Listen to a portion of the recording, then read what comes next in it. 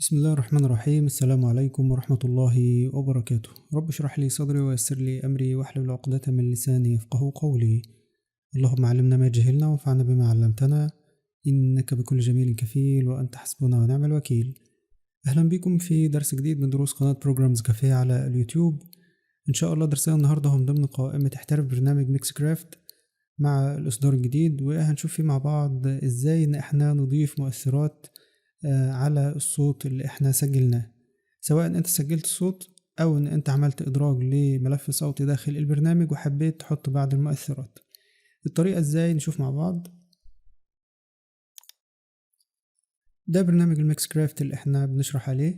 ده ملف صوتي قمت بادراجه، ونسمع مقطع صغير منه كده من البداية ونضغط على بلاي.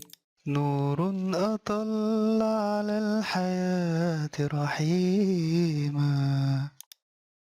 ده ملف الصوتي بدون اي مؤثرات او اي شيء خالص. لو انا محتاج ان انا احط له بعض الفلاتر دي بتكون موجودة فين وازاي ان انا اضيفها؟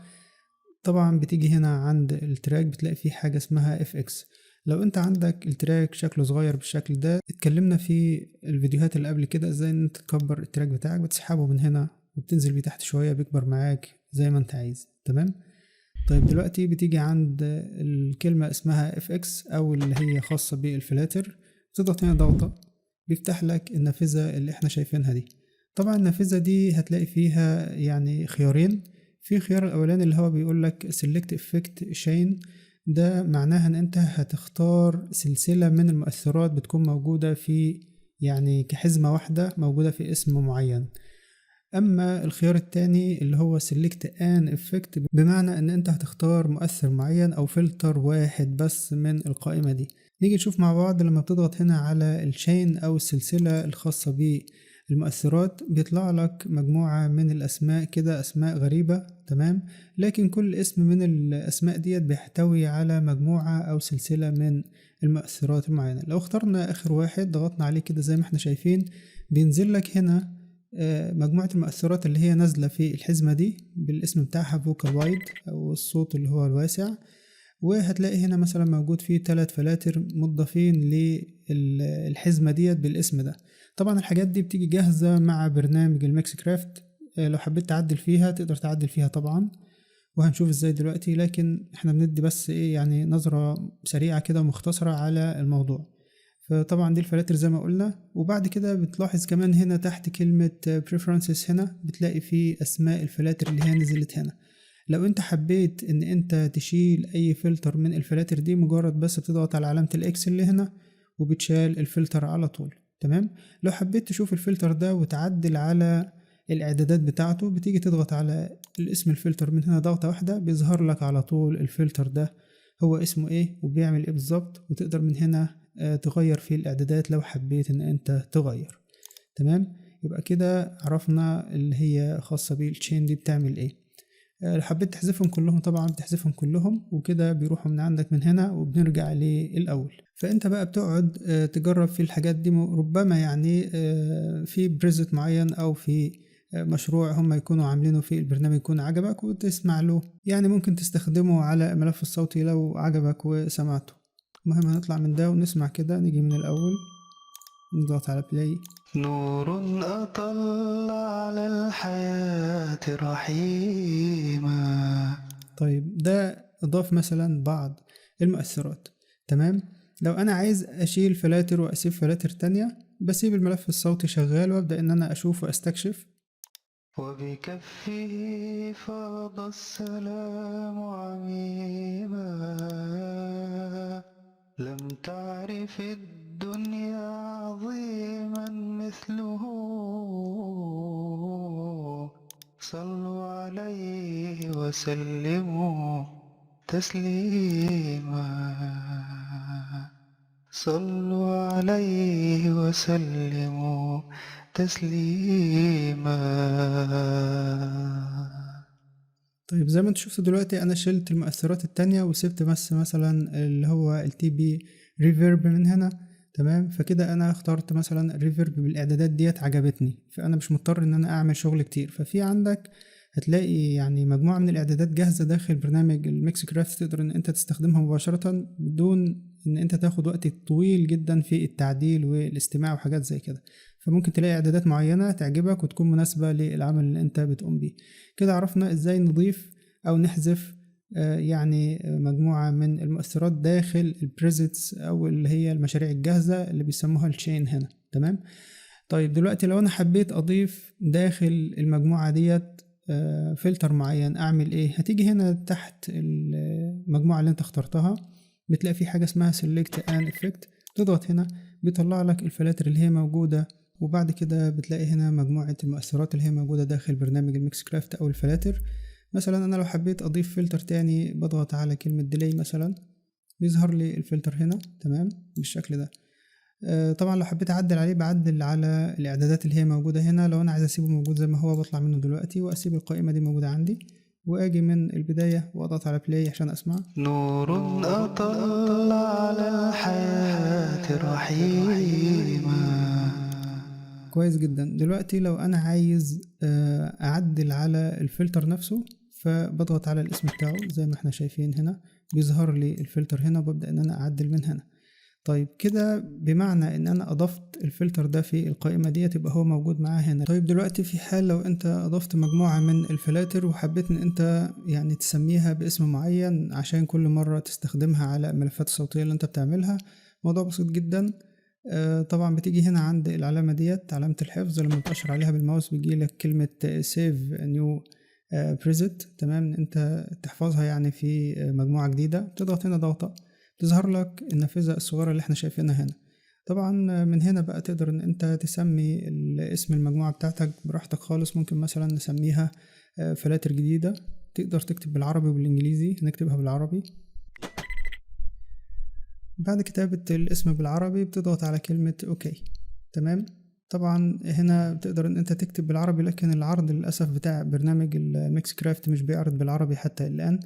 المهم لما بنيجي هنا في التشين في الآخر أو في مجموعة البريزت دي بنلاقي الاسم بتاعنا هنا. ممكن طبعا ان احنا نسميه بالانجليزي افضل عشان يظهر معانا بشكل اوضح لغاية لما الميكس كرافت يدعم اللغة العربية بشكل كامل. طبعا بتيجي تضغط هنا بينزل لك على طول المؤثرات هنا. يعني مثلا لو احنا طلعنا منها خالص، حذفنا كل المؤثرات دي كده، مفيش اي حاجة على الملف الصوتي. عشان نيجي نستخدم نفس المجموعة بتاعت الملفات دي مرة تانية بنضغط هنا على ال FX، ندخل على البريزت. تمام، او التشين اللي هي السلسلة، ضغطة واحدة وبننزل تحت خالص آخر حاجة احنا حافظينها اللي هو بالاسم ده. طبعا طلع باسم ملخبط لأنه باللغة العربية.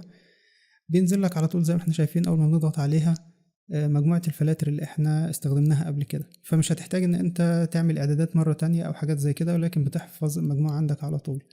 لو حبيت ان انت تحذف المجموعة ديت لانه انت عندك بريزيتس كتيرة ومش عايز تتوه فيهم، يعني يكون عندك حاجات بسيطة بس اللي انت بتستخدمها، بتيجي عند العلامة اللي هي في النص هنا بيجي لك عليها كلمة remove selected preset. تمام، تضغط هنا ضغطة، بعد كده بيجيب لك رسالة تأكيد هل فعلا انت عايز تحذف القائمة اللي انت عملتها. بتضغط على كلمة yes، وبكده بتحذف القائمة اللي احنا عملناها. ولو دخلنا هنا تمام مش هنلاقيها تحت موجودة، كانت آخر حاجة هي موجودة، دلوقتي رجع زي الأول اللي هو الفوكال وايد اللي كان موجود.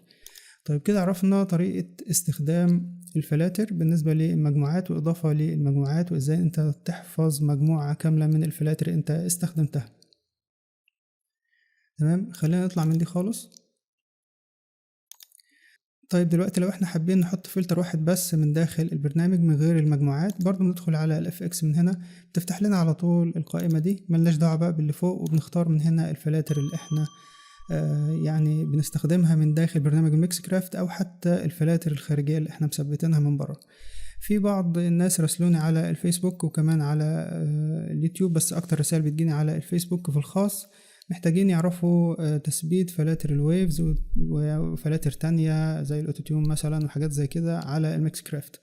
اغلب الشروحات اللي هي خاصة بالويفز والاوتوتيون والحاجات ديت بتكون يعني ممنوعة على اليوتيوب، فانا مش هقدر اعمل الشرح ده، لكن هدي لك الخلاصة لانه انا جاني منها مشاكل قبل كده على القناة من زمان.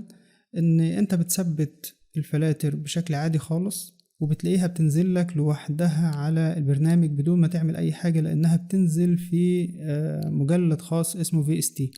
والموضوع ده انا شرحته باستفاضة جدا في دورة احترف برنامج اوداسيتي، الناس اللي هي حابة ترجع للموضوع. وكمان شرحت تثبيت الاوتو تيون الجديد اظن على الاوديشن، برضه هتلاقيه موجود في القناة. عموما الدليل على الكلام بتاعي ان الفلاتر ديت انا مش مثبتها بشكل يعني خاص عشان برنامج الميكس كرافت، لكن انا مثبتها قبل كده على الاوديشن، او بمعنى اصح مثبتها على الكمبيوتر عندي، وهي نزلت على الاوديشن بشكل تلقائي، وكمان نزلت على الميكس كرافت بشكل تلقائي زي ما احنا شايفين. ده الاوتو كي شرحته قبل كده في دورة احترف الاوديشن. زي ما احنا شايفين ده فلتر بيمكنك ان انت تعرف النغمة الخاصة باللحن اللي انت بتعمله او الاداء اللي انت بتأديه خاصة بالاوتو تيون. ولو حبيت ان انا اضيف فلتر تاني غير الفلتر اللي هو موجود ده، او احذف ده تمام من هنا واضغط هنا واضيف مثلا فلتر الاوتو تيون اللي هو البرو. فين الاوتو تيون البرو؟ مثلا النسخة دي بضغط عليها ضغطة واحدة، زي ما احنا شايفين بيظهر لنا بالشكل ده تمام. طبعا في مجموعة كبيرة جدا من الفلاتر انا كنت مثبتها، منها مجموعة الفاب فلتر. لو نيجي هنا نشوف مع بعض هنلاقيها نازلة هنا بالمنظر اللي احنا شايفينه. لما بضغط على اي فلتر من الفلاتر على طول بيظهر لي بالشكل اللي احنا شايفينه، وبيشتغل عادي خالص. طبعا تقدر انت تشتغل عليه لو انت بتفهم في الفلتر ده او استخدمته قبل كده او عايز تتعلم عليه وتجرب مع نفسك تمام، وتشوف الاعدادات دي بتعمل ايه ودي بتعمل ايه عشان تستكشف الشغل بتاعك يعني، وتتعلم اكتر من خلال الفلاتر ومن خلال برنامج الميكس كرافت. كده يكون عرفنا طريقة اضافة الفلاتر وطريقة حذفها وطريقة عمل بريزت خاص بيك، وتقدر طبعا تسميه زي ما شفنا. طريقة بسيطة جدا وسهلة، وزي ما قلنا اغلب الفلاتر اللي انت بتثبتها بتنزل لك اوتوماتيك على برنامج الميكس كرافت. طيب ده كان درسنا النهاردة، ان شاء الله الناس تكون استفادت منه. ما تنساش لو اول مرة بتشوفني على قناة بروجرامز كافيه على اليوتيوب تضغط على علامة سبسكرايب عشان يوصلك جديد الشروحات والبرامج، وكمان اضغط على علامة الشير عشان الجميع يستفيد من الفيديو. هذا والله اعلم، جزاكم الله خيرا، والسلام عليكم ورحمة الله وبركاته.